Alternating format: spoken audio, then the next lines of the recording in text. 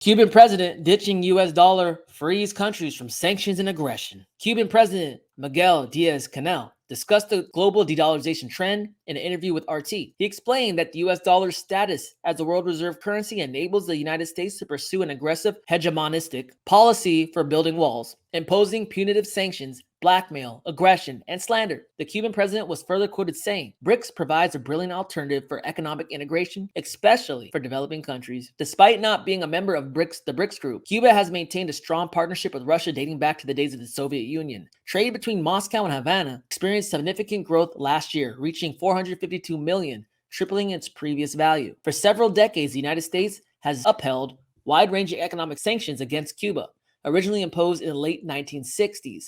The U.S. government has cited human rights violations, communist tendencies, and regional instabilities as some of the reasons behind the ongoing sanctions. Diaz-Canel said, "I believe we need to recognize the leading role of Russia in shaping the multipolar world," adding that continued de-dollarization efforts will lead to more inclusive and more mutually beneficial trade for countries that reject the U.S. lies and empty promises. Another example of another country who's down with de-dollarization. You go to South America, you go to Africa, you go to Asia.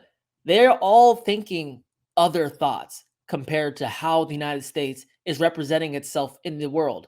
We like to, and I say we as the United States, like to think of ourselves as the city shining on the hill, the beacon of hope, spreading democracy, all this. If that was true, how come there's so many proponents coming out and speaking against the United States? And specifically, the sanctions it imposes. Because money, really global money, shouldn't be used as a tool. It should be unbiased. If you want the whole world to cooperate in trade and not blow each other up, you kind of have to let them live their life. To be sovereign, you have control over yourself. But if you don't own your bank account, are you really sovereign?